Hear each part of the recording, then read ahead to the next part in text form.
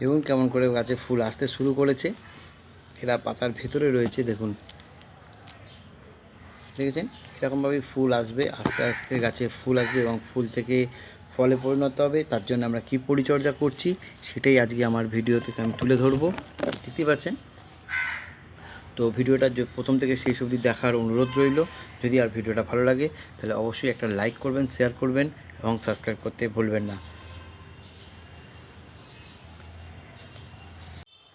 Hello বন্ধুরা, আপনারা কেমন আছেন? আপনারা নিশ্চয়ই ভালো আছেন এবং আমার বাগানের কাজগুলো ভীষণ ভালো আছে।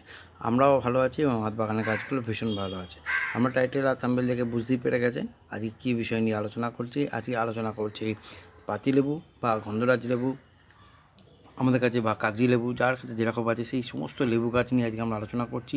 আর এই সমস্ত লেবু গাছের একটাই পরিচর্যা আজকে আমি যেটা দেখাবো, সেই পরিচর্যা যদি আপনারা করতে পারেন তাহলে আপনাদের গাছেও প্রচুর পরিমাণে ফুল আসবে এবং সেই ফুল থেকে প্রচুর পরিমাণে ফলে পরিণত হবে। তো আমরা এতদিন করেছিলাম কি, গাছকে আমরা লেবু গাছ আমাদের একদম ডরমেন্সি পিরিয়ডে ছিল, আর এই আস্তে আস্তে এবার আমাদের ডরমেন্সি কাটিয়ে আমাদের গাছ আস্তে আস্তে ফুল এবং ফল আনতে এই সময় এবার আস্তে আস্তে সক্ষম হবে। তো তার জন্য আমরা কী পরিচর্যা করব, কী খাবার দেবো, সেটা আমরা আজকে ভিডিওতে মেন আলোচ্য বিষয়। তো এই সময় আমাদের গাছে কি হয়, নর্মালি ছোটো ছোটো পাতা বেরোতে শুরু করবে। দেখুন যেমন আমার গাছে বেরোচ্ছে, এরকম ছোটো ছোটো পাতা বেরোবে এবং তার সাথে সাথে ফুলও কিন্তু বেরোতে শুরু করবে। আর এই সময় কি খাবারটা দেবো আমরা, যে খাবারটা আমরা দিলে এই পাতার সাথে সাথে ফুল আমরা বেরোবে এবং কি খাবার আমরা দেবো না, এই দুটোই আজকে আমি বলবো। প্রথমে বলে দিই আমরা কি খাবার এই সময় আমরা গাছকে দেবো না। আমরা কোনো নাইট্রোজেন জাতীয় আমরা খাবার কিন্তু আমরা গাছকে দেবো না।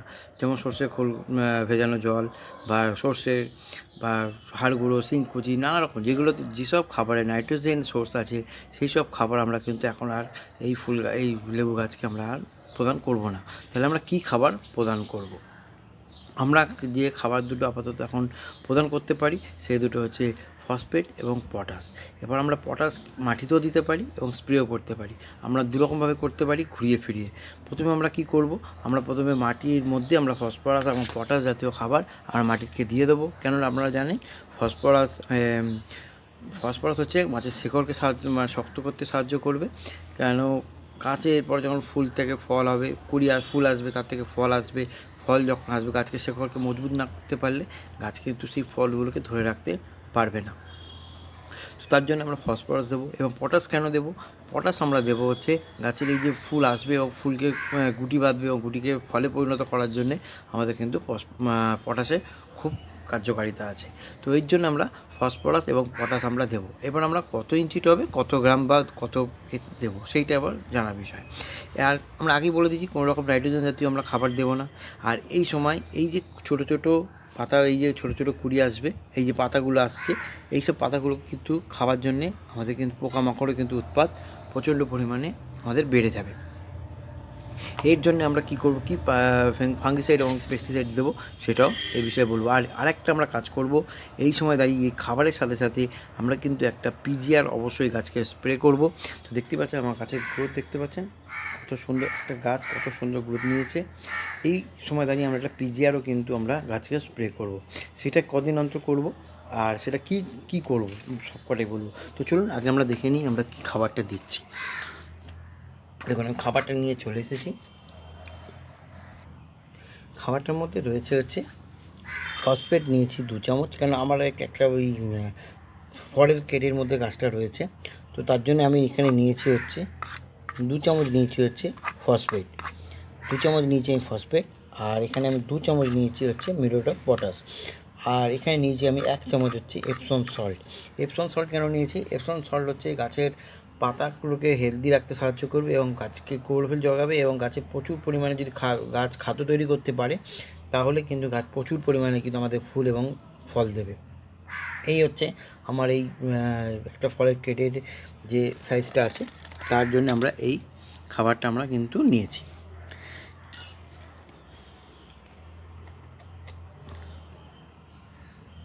এবার আমরা করব কি, এই খাবারটা আমরা একদম সমানভাবে কিন্তু একে অপরের সঙ্গে মিশিয়ে নেব।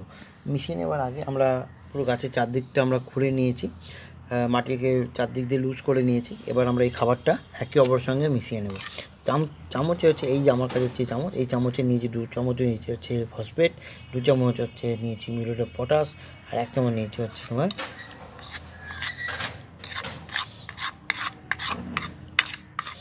এবার আমরা করবো কি একে অপরের সঙ্গে সুন্দর করে আমরা মিশিয়ে নেব।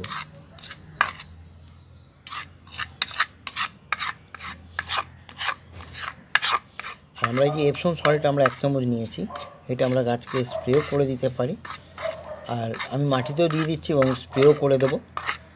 আর আরেকটা আমরা দিতে পারি, এর সঙ্গে সঙ্গে আমরা হচ্ছে কলা খোসার জল যদি আমি জৈব হিসেবে দিতে পারি, আমরা কলা খোসা ভিজিয়ে সেইগুলো আমরা জল আমরা দিতে পারি গাছের গোড়াতে। আর কলার ওই খোসাকে ব্রাশ করে মানে চূর্ণ করে সেটাও আমরা দিতে পারি জৈব হিসেবে যদি আমরা দিতে চাই। আর একটা হচ্ছে আমরা হচ্ছে 0050 যে সালফার পটাশ যেটা আছে সেটাও কিন্তু আমরা স্প্রে করে দিতে পারি। এইটা যদি আমরা আজকে দিই, ঠিক আমরা 10 দিন পর কিন্তু 0050টা 1 লিটার জলে 1 ml দিয়ে আমরা লেবু গাছকে স্প্রে করে দেবো। তাহলে কী হবে, ফল আসা বা ফুল আসার প্রবণতাটা আরও বেড়ে যাবে। আর এই খাবারটা দেওয়ার সাথে সাথে আমাদের আরেকটা জিনিস করতে হবে, আমি আগেই বলেছি, একটা পিজিআর আমাদের স্প্রে করতে হবে।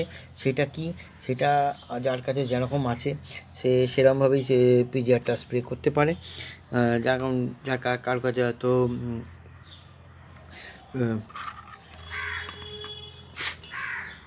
এবার আমরা গাছের গোড়াতে খাবারটা দিয়ে দেবো।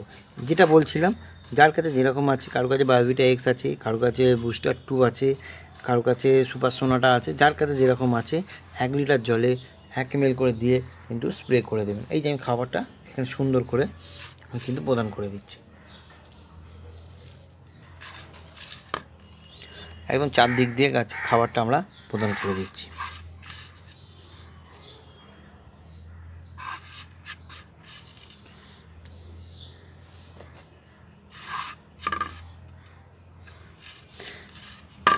এই খাবারটা আজকে দিলাম, আবার আমরা ঠিক 10 থেকে 12 দিনের মাথায় কি 15 দিনের মাথায় গিয়ে আমরা কিন্তু আরেকবার এই খাবারটা আমরা কিন্তু প্রদান করব।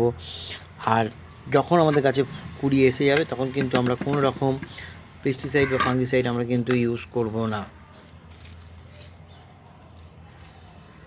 সুন্দর করে আমরা মাটিটা চাপা দিয়ে দেবো।